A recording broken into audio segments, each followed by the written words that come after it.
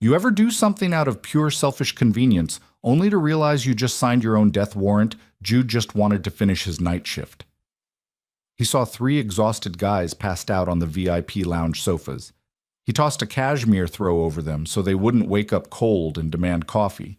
He didn't realize they were identical. He didn't realize they were the city's most volatile alphas. And he definitely didn't realize his scent blockers had just failed. Stick around. This gets incredibly messy. Jude hated the smell of the VIP lounge at 4 in the morning. It always smelled like stale regret. Specifically, it smelled of melted ice diluting $200 Scotch expensive cigar ash, ground into wool carpets, and the sharp chemical bite of the lemon polish Jude used to wipe down the mahogany bar. He dragged the damp rag across the wood in long, punishing strokes. His lower back ached with a dull, rhythmic throb. His left arch was cramping. He had been on his feet for 11 hours. He paused, tossing the rag into a plastic bucket beneath the sink. The club was supposed to be empty. The heavy soundproof doors of the private rooms isolated any lingering guests, but Jude's section, the open-air mezzanine overlooking the main floor, was closed, except for the three men occupying the sprawling Chesterfield sectional in the far corner. Jude wiped his hands on his apron, staring at them through the dim amber lighting. They had come in around 2, bypassing security with a single nod from the club manager, who had immediately vanished, leaving Jude with strict, panicked instructions. Don't talk to them. Pour what they ask for. Disappear. They hadn't asked for much. Just a bottle of rye and 3 glasses. Now they were dead to the world. One was sprawled on his back, one arm thrown over his eyes, long legs stretched out over the velvet ottoman. Another was slumped forward, forehead resting against his crossed arms on the low glass table. The third was wedged into the corner of the sofa, chin tipped down to his chest, a heavy wool overcoat draped loosely over his shoulders. Jude sighed, a long rattling breath that tasted like recycled air conditioning. The thermostat in the mezzanine was notoriously broken. It plunged to freezing temperatures between 3 and 5 in the morning. Jude could already feel the chill seeping through his thin cotton uniform shirt. The hair on his forearms stood up. He looked at the sleeping men. If they woke up freezing, they would be irritable. Irritable men in expensive suits ordered hot black coffee. Hot black coffee meant Jude had to fire up the espresso machine, which he had just spent 20 minutes dismantling and cleaning. It meant dirty cups. It meant he couldn't leave at 5. It was an entirely selfish calculation. Jude stepped out from behind the bar. He walked softly, the rubber soles of his cheap work shoes squeaking faintly against the polished hardwood. He grabbed a heavy woven cashmere blanket off the back of a nearby armchair, a decorative piece mostly used to soak up spilled champagne by sloppy heirs. He approached the sectional. Up close, the men were massive, broad-shouldered, thick-necked, taking up an unreasonable amount of space. Jude didn't look at their faces. He didn't care who they were. He just wanted them to stay unconscious. He unfolded the blanket, moving with the practiced silence of someone who spent his life avoiding attention. He draped it carefully, first over the shoulders of the one sitting up, pulling the edge down to cover the back of the one slumped on the table, and letting the tail end fall over the chest of the man leaning back. It was an awkward makeshift tent of fabric. As Jude leaned over the coffee table to tuck the corner away from a half-empty glass of rye, his wrist brushed the cheek of the man slumped forward. The skin was unnervingly hot and wet. Jude froze. He pulled his hand back, squinting in the low light. His fingertips came away dark, smeared with something thick and tacky. He rubbed his thumb and index finger together. Copper. The heavy metallic smell of rust and old pennies hit the back of his throat. Blood. His stomach dropped. Jude finally looked at the man's face, illuminated by the faint glow of the neon sign outside the frosted window. Sharp jawline, a jagged bruised cut across the cheekbone, dark, heavy brows. He looked up at the man leaning back on the sofa. The arm fell away from his eyes. Identical jawline, identical brows. He looked at the third in the corner. Same face, same straight nose, same hollowed cheeks. Triplets. The realization didn't hit him with awe. It hit him with a cold, sickening spike of dread. He knew those faces. Everyone in the city knew those faces, though usually from grainy security footage or hastily redacted police files. The Gallagher brothers, Roman, Dominic, Gabriel. Racketeering, extortion, and enough violence to keep the harbor dredged once a month. Jude swallowed hard. His mouth was completely dry. He took a slow, deliberate step backward. Just walk away, he told himself. Go to the kitchen, lock the door, call a cab, quit. His heel caught the edge of the velvet ottoman. It wasn't a loud noise, just a dull thud and the squeal of a wooden leg scraping against the floorboards. But in the dead silence of the mezzanine, it sounded like a gunshot. The man in the corner, the one who had been slumped with his chin on his chest, opened his eyes. There was no grogginess, no blinking away sleep. His eyes snapped open perfectly clear, fixing on Jude with the flat, predatory stillness of a reptile. The color was a pale, icy blue that looked entirely wrong in the warm, amber light of the lounge. Jude's breath hitched. He froze, his hand still suspended in the air, the sticky smear of blood drying tight against his skin. The air pressure in the room shifted. It wasn't a metaphor. It was a physical, physiological reaction. A heavy, suffocating weight pressed down on Jude's chest, making his lungs feel like they were wrapped in wet leather. Alphas. Of course they were alphas. You didn't run the Western Docks by being a beta, but this wasn't the diluted, polite alpha presence of the businessman Jude usually served men who reeked of manufactured cedar cologne and arrogant posturing. This was raw. It smelled like cracked ozone just before a lightning strike burning pine wood and the bitter, dark bite of espresso grounds. It bypassed Jude's nose and hit the primal receptors at the base of his skull, making his molars ache and his knees lock. The Gallagher in the corner didn't move his body. Only his eyes tracked Jude moving slowly from the bloody fingertips down to Jude's worn shoes, then back up to his face. Then he inhaled. A slow, deliberate flare of his nostrils. Jude's blood ran cold. His hand flew to the back of his neck, pressing against the cheap white medical patch stuck over his scent gland. It had been itching for an hour. He had ignored it. The suppressants he bought from a clinic downtown were off-brand, expired, heavily discounted garbage. They were supposed to last 12 hours. It had been 11 and a half. The alpha's head tilted slightly. A low, vibrating sound started in his chest. A rumble that vibrated the half-empty glasses on the glass table. At the sound, the other two woke up, simultaneously. The one slumped on the table pushed himself up, peeling the cashmere blanket off his shoulders with a grunt of annoyance. The one leaning back swung his long legs off the ottoman, sitting up straight. 3 sets of pale blue eyes fixed on Jude. Well, the one on the left, the bleeding one said. His voice was gravelly, torn to shreds, as if he'd been swallowing glass. He dragged a thumb over his bleeding cheek, looking at the smear of red, then at Jude. Look at this. He threw a blanket on us, Dom, the one in the center said. His voice was smoother, quieter, but carried an edge of tight control. He picked up the cashmere fabric, rubbing it between his large fingers. Like we're invalid uncles. Jude started. His voice broke. He cleared his throat, despising how pathetic he sounded. The thermostat. It's broken. I didn't want you to get cold. It was a stupid lie. It sounded like a lie. The third one, the one in the corner, finally leaned forward. He rested his forearms on his knees. He was the largest of the 3, his dress shirt unbuttoned at the collar, revealing a thick expanse of bruised skin and a dark tattoo snaking up his neck. You didn't want us to wake up and ask for service, he said. It wasn't a question. He read Jude with humiliating accuracy. Jude bit the inside of his cheek to keep from trembling. The pain grounded him. Yes, sir. I'm off the clock in 20 minutes. A beat of silence.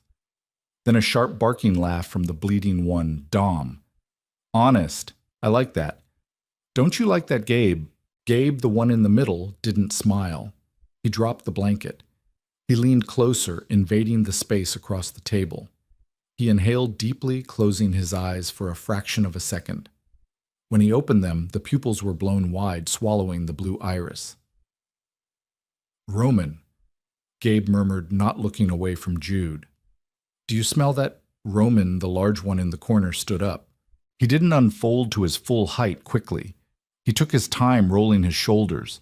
The sheer mass of the man seemed to block out the neon light from the window. He took a step around the coffee table. Jude's instincts screamed at him to run. Every fiber of his biology was telling him to expose his neck, to drop to his knees, to submit to the overwhelming, suffocating pressure of three dominant alphas focusing entirely on him. But Jude was cynical, and he was deeply, deeply tired. The instinct to submit warred violently with his absolute refusal to be a statistic in a police report. He stepped back, his back hitting the mahogany bar with a hard thud. There was nowhere else to go. The exit to the mezzanine was behind the sofas. They were blocking it. "Your patch is peeling, sweetheart," Roman said softly. He stopped 2 feet away from Jude, close enough that Jude could feel the heat radiating off him, close enough to smell the dried blood on his lapel and the gunpowder ground into his cuffs. Jude scrambled at his neck, his fingers catching the edge of the medical patch. It was slick with his own nervous sweat. It came off in his hand, taking a few small hairs with it. Instantly, the air in the room changed again. Without the chemical barrier, Jude's natural scent flooded the tight space. It wasn't flowery. It wasn't sweet vanilla or crushed berries. Jude was a stressed, overworked Omega living on black tea and anxiety. His scent was sharp, tart green apples and wet concrete after rain. The reaction from the alphas was instantaneous. Dom let out a low hiss, gripping the edge of the glass table so hard his knuckles turned white. Gabe stood up slowly, a muscle ticking in his jaw. Roman didn't move back.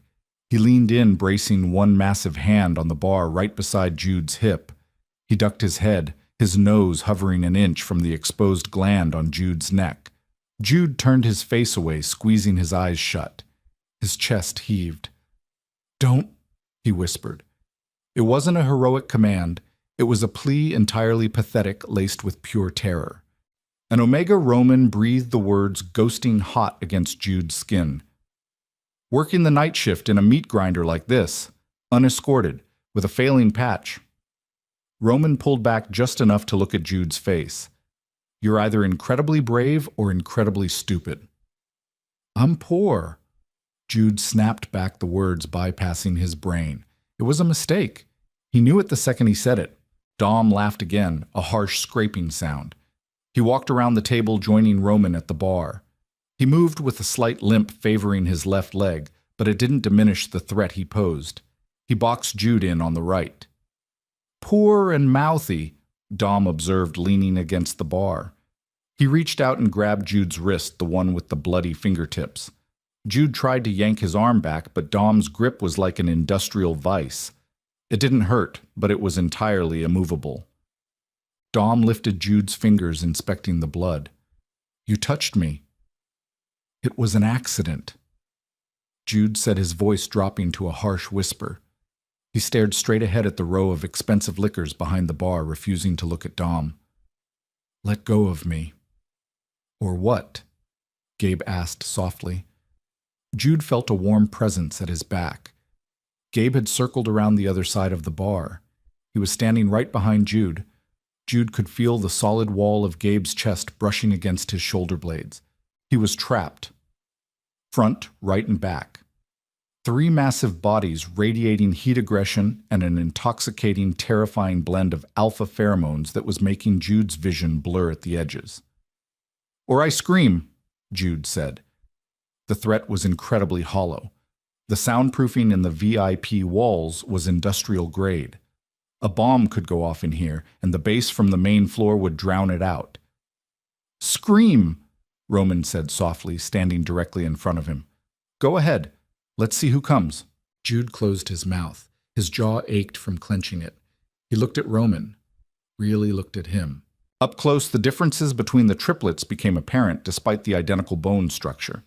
Roman's face was the hardest lined with cold authority. He had a small white scar cutting through his left eyebrow. Dom was rougher, a wilder energy humming beneath his skin, his eyes bloodshot and restless. Gabe, standing behind him, felt like a coiled spring, silent, observant, and perhaps the most dangerous because Jude couldn't see what he was doing. "What do you want?" Jude asked. He hated the way his voice trembled. He hated his biology betraying him, flooding his system with submissive endorphins meant to placate angry alphas. His knees felt like water. He leaned heavily against the bar to stay standing. "We came here to bleed out in peace," Dom said, tracing the pad of his thumb over Jude's bloody fingers. It was a strangely intimate gesture that made Jude's stomach twist. "It's been a very long, very bad night. We just wanted to sleep." "I put the blanket on you," Jude pointed out, grasping at straws. "I tried to let you sleep." "You did," Gabe murmured from behind. Jude felt Gabe's nose brush the crown of his hair. A deep inhale. Jude shivered violently. It was very thoughtful, even if it was entirely selfish. "We owe you a thank you," Roman said. His tone was perfectly flat, entirely devoid of gratitude. He reached out his knuckles, brushing against Jude's collarbone. Jude flinched hard, his back pressing flush against Gabe's chest. Gabe didn't move away. He stayed a solid, immovable wall behind him. "I don't want to thank you," Jude said, breathing shallowly through his mouth to avoid their scent. It wasn't working. The air was thick with it. "I want to go home. My shift is over. If I don't punch out, the manager will come looking for me." "No, he won't," Roman said calmly. "Your manager is currently locked in the trunk of a sedan at the bottom of the harbor." Jude stopped breathing. The absolute casualness with which Roman delivered the news paralyzed him. He stared into Roman's pale eyes, searching for a joke, a bluff. There was nothing, just empty, violent truth. "He sold our shipping routes to the Russians," Dom offered, casually dropping Jude's wrist. He picked up one of the bar rags and wiped the blood off his own cheek. "Stupid man. Made a lot of bad choices today." You killed him," Jude whispered. "We did," Gabe said from behind. Panic, cold and sharp, finally pierced through the haze of alpha pheromones.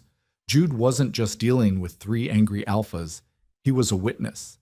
He was alone, unregistered, a financially destitute Omega, standing in a locked room with 3 murderers who were currently bathing in his scent. Jude moved purely on adrenaline. He didn't think. He simply dropped. He let his knees give out entirely, slipping down against the bar, slipping under Roman's arm and Dom's grip. He hit the floor hard, bruising his kneecap, and scrambled on his hands and knees toward the gap between the bar and the wall. He almost made it. A heavy leather-clad boot slammed down on the floorboards inches from his fingers. Jude gasped, freezing. He looked up. Roman was looking down at him, an expression of mild curiosity on his face. He didn't look angry. He looked like a man watching a mouse figure out a maze. Before Jude could scramble backward, a hand tangled in the back of his shirt. He was hauled upward with terrifying ease. Gabe lifted him effortlessly, spinning him around and slamming him backward against the edge of the bar. The breath was knocked out of Jude's lungs in a harsh rush. He choked, grabbing at Gabe's forearms. They were like iron. "Where are you going, Jude?" Gabe asked softly. Jude stared. "How do you know my name?" Gabe tapped the cheap plastic name tag pinned to Jude's apron. "We're very observant." Dom walked over, crowding in on the right side again. He leaned heavily on the bar. He looked exhausted, the adrenaline of whatever firefight they had been in clearly wearing off, but his eyes were glued to Jude. "He smells incredible," Dom mumbled, dropping his forehead onto Roman's shoulder. It was a bizarre display of pack affection, deeply intimate, contrasting horribly with the violence they had just confessed to. "Make him stop smelling like that, Rome. I'm too tired. I can't control it," Jude said, panic threading his voice into a higher pitch. "My patch is off. I can't control it. Just let me leave." "We can't do that," Roman said. He reached out his hand, wrapping around Jude's jaw. His thumb pressed into Jude's cheek. The grip was firm, holding Jude's head still. "You know too much now. You know about the manager." "I don't care about the manager," Jude said, a tear of sheer frustration escaping the corner of his eye. It felt hot and humiliating as it tracked down his cheek. "I hated him. He stole my tips. I won't say anything. I swear to God, I won't say anything." Roman's thumb brushed the tear away. The gentleness of the motion was terrifying. People lie, Roman said. Omegas don't lie when they're scared, Gabe said from behind his hand, still caging Jude by holding the edge of the bar. He's terrified. Good, Dom muttered, his eyes half closed. Keeps him honest. Roman stared at Jude for a long, agonizing minute. The silence stretched, filled only by the ragged sound of Jude's breathing and the low, heavy hum of the building's air conditioning. The Alpha's sense wrapped around Jude like a physical rope, binding him, dragging him down into an instinctual compliance he was fighting with every ounce of his willpower. You're shaking, Roman observed. You're suffocating me, Jude managed to choke out. Roman's eyes flicked down to Jude's throat, watching the frantic pulse jumping against the pale skin. Slowly, the Alpha released Jude's jaw. He took a single half-step back. Dom grumbled in protest, but shifted back as well. Gabe dropped his hands and stepped away. The sudden rush of cold air was a shock. Jude slumped against the bar, gasping, rubbing his chest, as if he could physically massage the pheromones out of his lungs. We need a place to crash, Roman stated. It wasn't a request. The safe houses are compromised. The penthouses are being watched. We need somewhere off the grid, somewhere no one would ever look for us. Jude froze, staring at him. He realized with a sickening drop in his stomach where this was going. No, Jude said instantly. Absolutely not. You live in the Narrows, Gabe said, having already read Jude's personnel file from the manager's office earlier, or simply deducing it from the state of his cheap shoes. Basement apartment, unregistered, no roommates. I'm not letting 3 Mafia alphas into my apartment. Jude hissed, his cynicism momentarily overriding his fear. Are you insane? You'll bring the cops down on me. Or worse, whoever shot him. He pointed a shaking finger at Dom. We bring no one. Roman said, his voice dropping into an alpha command tone that rattled Jude's teeth. We sleep for 12 hours. We make a few calls. We leave. In exchange, you stay alive, and we leave you enough cash to quit this pathetic job and buy a lifetime supply of decent blockers. Jude stared at them. They were battered, bleeding, and entirely serious. He looked at the exit door, then back to the 3 predators caging him in. There was no real choice. There was only the illusion of one. If you bleed on my couch, Jude said, his voice shaking with a mix of fury and terror, I'm kicking you out. Dom grinned, exposing teeth stained slightly pink with blood. Deal, sweetheart. The drive to the Narrows was agonizingly silent. Roman had bypassed the club's alleyway and broken into a beat-up 10-year-old station wagon parked near the dumpsters.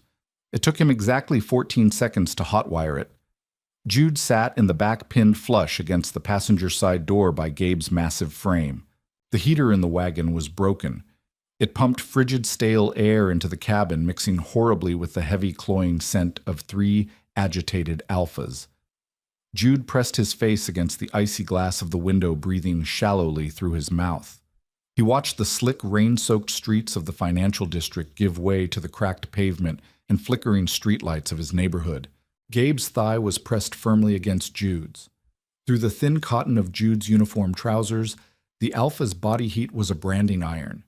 Every time the car hit a pothole, and the Narrows was nothing but potholes, Gabe's shoulder bumped Jude's. Gabe didn't apologize. He didn't shift away. He simply existed in Jude's space, an immovable, heavy anchor. Turn left at the next light, Jude said. His voice sounded paper-thin in the quiet car. It's the brick building at the end of the dead end, the one with the boarded-up dry cleaners on the first floor. Roman grunted, spinning the wheel. The wagon's suspension groaned. They parked 2 blocks away. Roman insisted. Cameras, he had muttered, pointing to a rusty traffic light. Jude didn't bother telling him the city hadn't funded the Narrows traffic grid in a decade. Those cameras were just empty plastic shells housing pigeon nests. Walking to the apartment was worse than the car. The rain had picked up a freezing, needle-like drizzle. Jude wrapped his arms around himself, his teeth chattering uncontrollably. The alphas formed a loose triangle around him. Roman took the lead, his eyes scanning the shadowed alleyways. Dom walked to Jude's left, his limp more pronounced in the cold. Gabe took up the rear close enough that Jude could hear the heavy rhythmic thud of his boots on the wet asphalt. It wasn't a protective formation. It was a prison transport.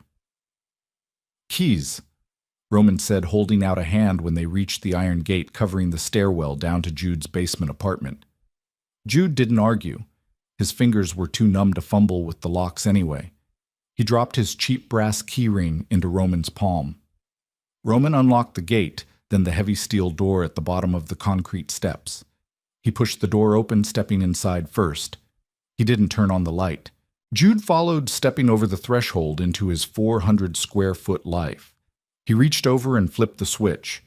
The single bare bulb in the center of the ceiling flickered to life, casting harsh yellow shadows. The apartment immediately felt too small. It had always been cramped, a studio layout with a tiny kitchenette separated from the living space by a scuffed laminate counter. But with 3 men who stood well over 6 feet and carried the mass of professional fighters, the room practically vanished. Cozy. Dom deadpanned. He limped past Jude, looking at the faded thrift store rug covering the stained linoleum. "Don't mock it. It's what keeps me hidden." Jude snapped exhaustion, stripping away a layer of his fear. He stripped off his soaked work jacket, hanging it on a plastic hook by the door. "Take your shoes off. I just mopped on Tuesday." Gabe paused halfway through the doorway. He looked down at his ruined, mud-caked boots, then at Jude. For a second, Jude thought he had pushed too far. You don't give domestic orders to men who just put a body in the harbor. But Gabe wordlessly kicked off his boots, lining them up neatly against the baseboard. Roman did the same, locking the deadbolt behind them. Dom didn't bother. He dropped heavily onto Jude's olive-green corduroy sofa, his head falling back against the cushions with a harsh sigh. The old springs shrieked in protest. "I said," Jude started, "he's bleeding out on your corduroy sweetheart." Dom interrupted, his eyes closed. "The boots are the least of your problems right now." Jude stared at him. The cut on Dom's cheek from the club had stopped bleeding, but the dark wool of his overcoat was heavy and wet on the left side. As Jude watched, a slow, dark droplet fell from the hem of the coat, hitting the rug. "You're shot," Jude stated. The panic, which had settled into a dull hum in his veins, spiked sharply again. "Grazed." Roman corrected, stepping past Jude into the tiny kitchenette. He opened a cabinet, found nothing but 2 boxes of generic tea and a sleeve of stale crackers, and closed it. "Rib cage. Bullet didn't stay in, but he's losing volume. I'm not running a hospital." Jude backed up until his spine hit the refrigerator. It hummed violently against his back. "If he dies on my couch, how do I explain that I can't afford biohazard cleaning? I can't even afford rent." Gabe stepped into Jude's line of sight. He didn't touch Jude, but he invaded his personal space entirely, leaning in until his face was inches away. "He's not going to die." Gabe said, his voice a low, soothing timbre that resonated directly in Jude's chest. The alpha pheromones spiked thick, dark espresso and rain. It was a deliberate, concentrated dose meant to pacify. "But he needs a patch job, and you're going to do it." Jude's breath hitched. His omega biology, the traitorous instinctual wiring he spent most of his meager paycheck suppressing, rose up to meet the pheromones. His muscles lost their tight, terrified rigidity. His heart rate forcibly slowed. He hated it. He hated the way his body craved the heavy, dominant weight of their presence. I have a first aid kit under the sink," Jude mumbled, hating the submissive softness that crept into his own voice. "Get it," Gabe murmured, stepping back. The bathroom smelled heavily of cheap lavender soap and damp towels. Jude dropped to his knees, yanking open the cabinet beneath the pedestal sink. He shoved aside a half-empty bottle of bleach, his shaking fingers closing around a white plastic box. It wasn't a trauma kit. It was a flimsy drugstore box meant for scraped knees. Jude clutched it to his chest, pressing his forehead against the cool porcelain of the sink. He closed his eyes. Just do it. Patch him up. Let them sleep. Survive. He stood up, filled a small plastic basin with warm water, grabbed a clean washcloth, and walked back out. Roman was pulling the heavy wool overcoat off Dom's shoulders. Dom hissed, his face draining of color. Beneath the coat, Dom's white dress shirt was soaked a horrific sticky crimson down the entire left side. "Shirt off," Roman ordered. "Bite me." Dom breathed out, but he forced himself to sit up, letting Roman peel the ruined silk away. Jude set the basin on the battered coffee table. The wound was ugly, a jagged torn furrow along the lower ribs. It wasn't actively spurting, but it was bleeding sluggishly. "You need stitches," Jude said, his voice perfectly flat. "I only have Band-Aids and expired gauze." "Tape it tight," Roman said. He moved away, taking up a position near the small barred window. He pulled the dusty blinds down, turning his back to them to take the perimeter. Jude knelt on the rug between Dom's spread knees. It was an incredibly vulnerable, submissive position. "You look terrified." Dom noted, his voice a rough rumble. "I am terrified," Jude replied honestly. He wrung out the washcloth. "Hold still." Jude pressed the damp cloth against the edge of the wound. Dom's entire body went rigid. A sharp, guttural growl ripped from his throat, vibrating the floorboards. Jude flinched violently, falling back onto his heels. From the shadows, Gabe materialized. He stepped behind the couch, placing his massive hands heavily onto Dom's bare shoulders. He dug his thumbs into the tense muscles at the base of Dom's neck. "Easy," Gabe rumbled. It wasn't English. It was a subvocal alpha communication, a low thrumming frequency that commanded the pack to settle. Dom's chest heaved twice, and he slumped back against the cushions, tipping his head to expose his throat in a show of yielding. "Keep going," Gabe told Jude. Jude swallowed hard. He retrieved the cloth, moving with quicker strokes. His face was inches from Dom's chest. The smell of copper was overwhelming, but underneath it was Dom's core scent, burning pine wood sharp and smoky. Jude reached for a brown bottle of hydrogen peroxide. "This is going to burn," Jude warned. He tipped the bottle. The liquid hit the raw flesh, foaming up instantly. Dom clamped his jaw shut, gripping the corduroy couch so hard the fabric tore slightly. Jude didn't hesitate. He pressed gauze squares against the wound and grabbed a roll of athletic tape. "Lift your arm." Jude had to wrap his arms entirely around Dom's torso to pass the tape around his back. For 10 agonizing seconds, Jude was fully embraced by the alpha. The heat radiating off the man was staggering. Jude's own scent, tart green apples, flared wildly, spiked with pure adrenaline. His Omega instinct screamed at him to curl up against the heat and stay. Jude bit his own tongue hard enough to taste blood, using the sharp pain to snap himself back to reality. He pulled the tape tight, secured it with a sharp tear, and scrambled backward. "Done!" Jude gasped. Dom looked down at the neat white bandage contrasting against his bruised skin. He let out a long breath. Leaning forward, he reached out. His large hand cupped the side of Jude's neck. Jude froze. Dom's thumb brushed precisely over the sensitive skin of Jude's scent gland, right where the cheap blocker patch used to be. The touch was branding. It sent a shockwave of heat straight down Jude's spine. A deep, reverberating purr started in Dom's chest, a sound of absolute biological satisfaction. "Good," Dom murmured. Jude slapped Dom's hand away. The smack echoed sharply in the small room. The purr instantly stopped. Roman turned away from the window. The air in the apartment flash froze. Jude scrambled backward until his shoulders hit the coffee table, pulling his knees to his chest. "Don't touch me," Jude said, trembling violently. "I patched you up. Don't touch me like that." Dom stared at him, a dangerous flat look returning to his pale blue eyes. "He's exhausted." Roman intervened, his voice cold, slicing through the tension. "Leave the Omega alone, Dom. He served his purpose." Gabe stepped around the couch, looking down at the trembling man on the rug. "Go to your bed, Jude," Gabe commanded softly. "Lock your door." Jude didn't need to be told twice. He scrambled to his feet, running to his tiny bedroom alcove. He slammed the flimsy, hollow core door shut, twisted the pathetic lock, and sank down onto the floor. Through the thin wood, he could hear the deep rumble of their voices.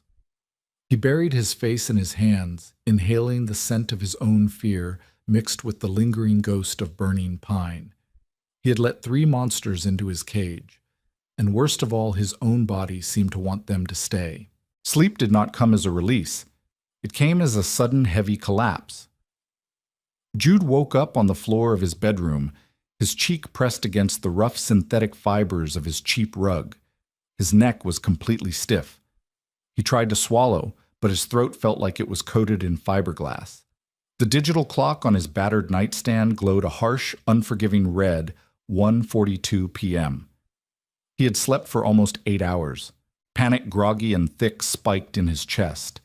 He scrambled backward until his spine hit the edge of his mattress, his eyes darting to the hollow-core bedroom door. It was still locked. The cheap brass knob hadn't been forced. He sat there for a long time listening. The silence in the apartment wasn't empty. It was textured. Through the thin walls, Jude could hear the low, resonant, synchronized breathing of 3 massive predators. It was a heavy, rhythmic sound that seemed to vibrate through the floorboards and directly up into Jude's bones. And then there was the smell. It had seeped under the gap in the doorway, a tidal wave of alpha pheromones that had spent the last 8 hours saturating every porous surface in Jude's tiny home. The tart, anxious green apple of his own scent was entirely obliterated. His bedroom smelled like an ancient pine forest burning to the ground in a thunderstorm drenched in dark, bitter espresso. It was intoxicating. It was disgusting. Jude hugged his knees to his chest, burying his nose in his own knees to try and block it out. His body, his traitorous, evolutionarily crippled omega biology, was humming with a low, sick contentment. Pack is outside, his hindbrain whispered. Pack is guarding the door. We are safe. Shut up, Jude whispered to himself, digging his fingernails into his forearms until the sharp sting of pain overrode the biological hum. They aren't Pack. They're murderers. He needed to use the bathroom, and he needed water so badly his tongue felt swollen. The mundane indignity of human biology during a hostage situation felt like a cruel joke. He couldn't just sit in this corner until nightfall. His bladder was aching with a dull, insistent pressure. Jude forced himself to stand. His joints popped loudly in the quiet room. He walked to the door, resting his hand on the lock. He hesitated. If he opened this door, he was stepping back into the cage. But if he didn't, he was going to humiliate himself on his own bedroom floor. He twisted the lock. The click sounded like a rifle racking. He turned the knob and pulled the door open a fraction of an inch. The living room was bathed in the gray diluted light of a rainy afternoon, filtering through the dusty window blinds. Dom was still on the olive-green couch. He was sprawled on his back, his uninjured arm thrown over his eyes. His chest rose and fell in deep, even measurements. The white tape Jude had wrapped around his ribs stood out starkly against his bruised, tattooed skin. Roman was on the floor. He hadn't taken the armchair. Instead, he had positioned himself directly in front of the heavy steel front door, using his own massive body as a physical barricade. He was lying on his side, one arm tucked under his head, facing the center of the room. Gabe was sitting in the armchair in the corner. His eyes were closed, his head tipped back against the peeling faux leather, but Jude instantly knew he wasn't asleep. His posture was too rigid. His hands were resting lightly on the armrest, not hanging limp. Jude pushed the door open just enough to slip his body through. The rubber soles of his worn socks made no sound on the linoleum. He didn't look at the men. He kept his eyes fixed on the bathroom door located agonizingly far away, right next to the kitchenette. 10 steps. Just 10 steps. He took the first step. The floorboards, warped from years of cheap plumbing leaks, didn't creak. He took another. The sheer heat radiating off the 3 bodies made the apartment feel like a terrarium. Jude's skin broke out in a cold sweat. He was holding his breath, his lungs burning. He made it past the coffee table. He made it past Dom's hanging foot. He reached the bathroom, slipped inside, and eased the door shut behind him. He didn't turn on the light or lock the door. The click would be too loud. He used the toilet in the dark, flushed it, and winced as the pipes groaned and rattled within the walls, a sound that echoed through the entire apartment. There was no point in sneaking anymore. He washed his hands under the cold tap, staring at his pale, exhausted reflection in the mirror over the sink. Dark, bruised bags hung under his eyes. His brown hair was matted with sweat. The skin over his scent gland, stripped of its protective patch, looked red and irritated. He looked like prey. He hated it. Jude turned off the tap, dried his hands on his pants, and opened the bathroom door. He stepped out into the kitchenette. Gabe was standing there. He had moved without making a single sound. He was leaning against the edge of the scuffed laminate counter, his arms crossed over his broad chest, watching Jude. In the gray afternoon light, Gabe's eyes weren't just pale blue. They looked like chipped ice. Jude froze, his hand still on the bathroom doorknob. The instinct to bolt back inside and lock himself in was overwhelming, but there was nowhere to go. "You sleep well?" Gabe asked. His voice was a low, smooth rumble, kept deliberately quiet so as not to wake his brothers. "No," Jude answered honestly. His voice cracked rough from disuse and dehydration. He let go of the doorknob and walked the 2 feet to the kitchen sink.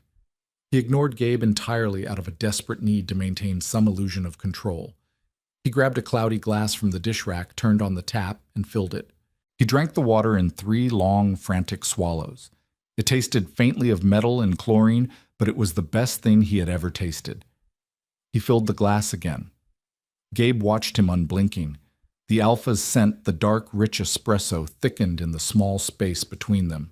It wasn't aggressive. It was investigative. He was reading Jude's chemical outputs. "You're terrified," Gabe observed quietly. "But you're incredibly angry. It's a very sharp smell, like biting into an unripe apple." Jude lowered the glass. He gripped the edge of the cheap aluminum sink so hard his knuckles turned white. "I'm being held hostage in my own home by 3 men who murder people for a living," Jude said, keeping his voice a harsh, low whisper. "I think anger is a perfectly logical response." "We aren't holding you hostage," Gabe corrected smoothly. He uncrossed his arms, reaching out to trace a long finger over a stack of unopened envelopes sitting on the counter. "Hostages are leverage. You are merely collateral." "That doesn't make it better." Gabe picked up the top envelope. It had a bright red final notice stamped across the window. "Electric." Gabe read softly. He dropped it and picked up the next one. "Medical debt. Unregistered clinic, I'm guessing, for the black market scent blockers." He dropped it, looking back at Jude. "You are drowning, Jude." Jude felt a hot, prickling flush of absolute humiliation burn up his neck and into his cheeks. It was worse than the fear. The sheer vulnerability of having this impeccably dressed, terrifyingly powerful man sift through the evidence of his poverty was unbearable. Jude stepped forward and snatched the envelopes out from under Gabe's hand, shoving them into a messy pile near the toaster. "Don't touch my things," Jude snapped, his cynical armor cracking. "My life is none of your business. You needed a place to bleed out. I gave it to you. At nightfall you leave. That was the deal." Gabe didn't react to the outburst. He merely tilted his head, watching the angry flush on Jude's cheeks with an infuriating calmness. "I look at this," Gabe gestured lazily around the cramped, dingy apartment, "and I look at you. An Omega completely unguarded, living in the Narrows, working the night shift in a club run by a dead man. You're trying to outrun your biology with cheap chemicals and exhaustion. It's unsustainable." "I am surviving," Jude said fiercely, "which is more than your manager is doing." A very faint, dark amusement flickered in Gabe's eyes. He was a beta. He got greedy. Greed makes people stupid. Gabe took a slow step forward. The kitchen was barely wide enough for 2 people to pass each other. With Gabe stepping in, Jude was pinned between the counter and the sink. The physical mass of the Alpha blocked out the ambient light from the living room. Jude's breath hitched. He pressed his lower back hard against the sink, trying to create space that didn't exist. Gabe raised a hand. Jude flinched, squeezing his eyes shut, anticipating a blow or a harsh grip.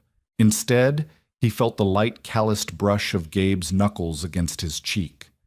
The touch was feather-light, entirely at odds with the violent reality of the man. Gabe's knuckles trailed down Jude's cheekbone, tracing the sharp line of his jaw, before coming to a rest against the erratic pulse jumping in Jude's throat. Jude shuddered. His Omega instincts crashed into his logical brain, a chaotic collision of yielding and terror. His body wanted to lean into the massive hand. His mind wanted to grab a steak knife from the drying rack.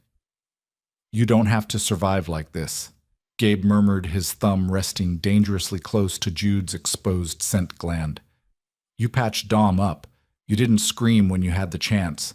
You showed loyalty to the pack even when forced. I was terrified." Jude choked out, refusing to open his eyes.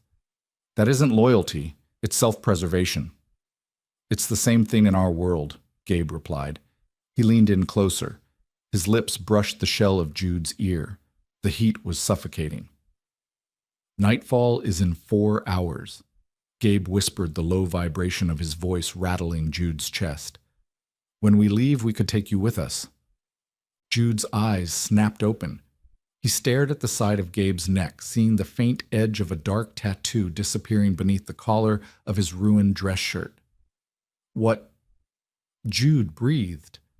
"A penthouse, proper security, medical grade blockers if you really still want them, no more final notices, no more smelling like stale beer and fear." Gabe pulled back just enough to look into Jude's eyes. The icy blue was intense, calculating. "An Omega belongs with a pack. You're wasting away here." It was a proposition. It was an abduction dressed up as a rescue. Jude looked at him. He saw the wealth, the power, the utter confidence of a man who simply took whatever he wanted because the world had never told him no.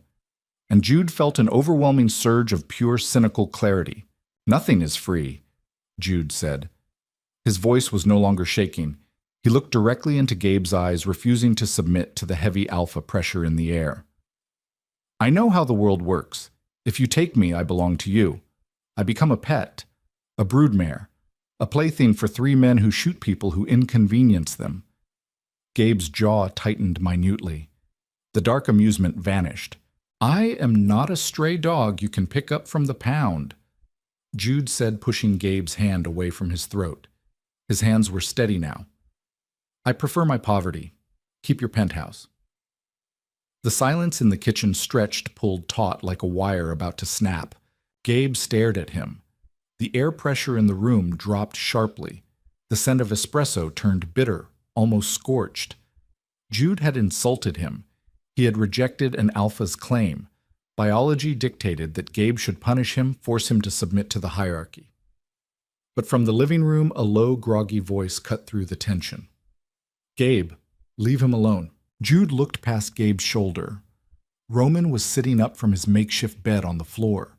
He was rubbing the back of his neck, his face etched with exhaustion and a lingering, dangerous edge. Roman looked at Gabe, then at Jude. His pale blue eyes, identical to Gabe's, yet infinitely colder, locked onto Jude's pale face. "We leave at dusk," Roman stated, his voice flat and authoritative. "We leave the Omega here. We owe him nothing. He owes us nothing. That is the end of it." Gabe didn't look back at Roman. He kept his eyes on Jude for a long, heavy second. "Of course, brother," Gabe murmured softly. He took a step back, finally clearing the space, and walked out of the kitchen. Jude sagged against the sink, his legs turning to water. He closed his eyes, dragging in massive lungfuls of air. Roman had drawn the line. They were leaving. He had survived. But as Jude listened to the heavy, synchronized movements of the men waking up in his living room, a cold knot of dread settled in the pit of his stomach. Gabe hadn't looked angry when he walked away. He had looked patient. Dusk in the Narrows didn't fall. It seeped. It was a slow gray suffocation that turned the smog into a thick, bruised purple. Inside the apartment, the shift in time was marked by the distinct sound of a Glock 19 being racked. Jude sat at the tiny 2-seater kitchen table, a chipped mug of cold tea between his hands. He watched Roman check the chamber of his weapon, slam the magazine home, and tuck it smoothly into the waistband of his trousers, pulling the ruined suit jacket over it. The alphas were leaving. Dom was already standing by the door, leaning his weight against the frame. He looked pale, but the agonizing tightness around his mouth had eased. The tape around his ribs held firmly. He was wearing his overcoat, the blood-stained left side turned inward to hide the damage from the street. Gabe was lacing up his mud-caked boots. He didn't look at Jude. He hadn't looked at Jude since the kitchen. "We're clear," Roman said. He walked over to the kitchen counter. He didn't say thank you. He reached into his inner pocket, pulled out a thick, heavy stack of $100 bills bound in a paper bank strap, and dropped it onto the laminate. It hit the surface with a dull, heavy thud. Jude stared at the money. It was more than he made in 2 years. It looked like dirt. Ashigi, clean the blood. Roman instructed, his voice entirely devoid of emotion. Throw the rags in a public dumpster a few blocks away. Buy the blockers. If anyone asks about the club you left at 4 and saw nothing. I know how to keep my mouth shut, Jude muttered, staring into his cold tea. Roman paused. He looked at the top of Jude's head. For a fraction of a second, the heavy oppressive weight of Roman's alpha pheromones spiked a sudden sharp flare of territorial possessiveness. Then just as quickly, Roman clamped it down. See that you do, Roman said. He walked to the door. Gabe followed. Dom lingered for a second, his pale blue eyes tracing the line of Jude's slumped shoulders. Stay out of the alleyways, sweetheart, Dom said softly. The heavy steel door opened, letting in a rush of freezing, damp air. They stepped out. The door shut. The deadbolt clicked into place. Silence slammed into the apartment. It wasn't a peaceful quiet. It was a vacuum. For the last 10 hours, Jude's tiny living space had been filled with the massive humming presence of 3 apex predators. Now the absence of their body heat, the absence of their synchronized breathing felt physically jarring. Jude stood up. His legs were shaking. He walked over to the deadbolt and flipped it, adding the flimsy chain lock for good measure. He turned around and leaned his back against the steel. The apartment smelled entirely of them. The bitter espresso, the burning pine, the cracked ozone. It was soaked into the corduroy of his couch, woven into the cheap rug hanging suspended in the humid air of the kitchenette. And Jude's body began to panic. It started as a dull ache at the base of his skull, radiating down his neck. The scent gland beneath his ear throbbed a hot stinging sensation that made him gasp. He crossed his arms tightly over his chest, his fingernails digging through his shirt into his biceps. Pack is gone. The instinctual biological thought ripped through his brain, completely bypassing his logic. His omega biology, forcibly suppressed for years and suddenly exposed to an overwhelming dose of dominant alpha chemistry, was going into acute withdrawal. Jude stumbled forward, his knees buckling. He caught himself on the edge of the coffee table, knocking over the plastic basin of pink, bloody water. It spilled across the floorboard, soaking into the rug. "Damn it!" Jude choked out. He dropped to his knees, grabbing a towel to soak up the mess. His hands were trembling so violently he could barely hold the fabric. He was freezing, yet sweat beaded on his forehead. He scrubbed at the floor, his breathing coming in harsh, shallow, ragged gasps. He scrubbed until his knuckles bled against the rough grain of the wood, trying to erase the physical evidence they had ever been there. But he couldn't scrub the air. He crawled over to the couch and rested his head against the olive-green cushions. Dom's scent was strongest here. Jude squeezed his eyes shut, hating himself with an intensity that burned his throat. He hated the corruption of his own body. He hated that he was trembling not from fear, but from the sudden terrifying lack of it. For 10 hours he had been the safest thing in the city, guarded by monsters. Now he was just Jude again. Poor, exhausted, and entirely alone. He reached up, curling his fingers into the fabric of the couch, and dry heaved into the silence. 7 days. It took exactly 1 week for Jude's cynical armor to rust completely through. The police taped off the club by Tuesday. By Thursday, the cheap expired scent blockers Jude bought from a corner bodega gave him a migraine so vicious he threw up bile into his aluminum sink. He had the money, the heavy stack of hundreds, sitting exactly where Roman left it on the laminate counter, but he couldn't touch it. It felt like a bear trap. The biological withdrawal was worse than the fear. His omega system, deprived of the overwhelming alpha presence it had momentarily latched onto, violently protested the sudden isolation. He was perpetually freezing. His joints ached. His scent gland throbbed with a hot, localized fever. He jumped at shadows, his heart hammering painfully against his ribs at the sound of a heavy footstep overhead or the rumble of a diesel engine passing outside. On the evening of the 7th day, the sky broke open. A freezing torrential downpour flooded the gutters of the Narrows. Jude trudged back from the store, a single plastic bag carrying stale bread and cheap tea cutting into his raw fingers. His thin canvas jacket clung to his shivering shoulders, offering absolutely zero protection from the bitter wind. He turned the corner to his dead-end street. A massive black SUV idled directly in front of his iron gate. The engine hummed with an expensive heavy vibration that rattled the puddle beneath its tires. The windows were opaque, impenetrable black glass. Jude stopped. The rain plastered his brown hair to his forehead. Water dripped down his collar, freezing against his spine. Run, his brain screamed, drop the groceries and walk away. But his legs felt like lead. Walk away to where, with what money, to what life? He was so unfathomably tired of merely surviving. He forced himself to walk past the idling beast. He descended the concrete steps into the basement stairwell, his trembling fingers fishing for his cheap brass keys. He pushed the key into the deadbolt. It slid right through. The door was already unlocked. Jude pushed the heavy steel door open. The single overhead bulb was off, but the amber glow from the street lamps bled through the dusty blinds. They were there. Roman sat at the tiny two-seater table, making the cheap furniture look absurdly fragile beneath his bulk. Dom slouched on the olive-green corduroy sofa, long legs crossed at the ankle, an unlit cigarette resting between his fingers. He wasn't limping. Gabe stood in the kitchenette, occupying the exact same space he had a week ago. They weren't battered or bleeding anymore. They wore bespoke charcoal suits that seemed to absorb the dim light. They looked like untouchable gods of a very violent, very wealthy underworld. The apartment immediately flooded with their scent, dark espresso burning pine-cracked ozone. It hit Jude like a physical blow, punching the stale air from his lungs. Jude stepped inside. He pushed the door shut behind him. The heavy latch clicked into place. "You didn't spend the money," Roman said. His voice was a calm, low rumble that vibrated against the bare walls. He didn't look at the cash. He looked at Jude. "It's dirty," Jude rasped. His throat was raw from dehydration and cold. He dropped his plastic bag.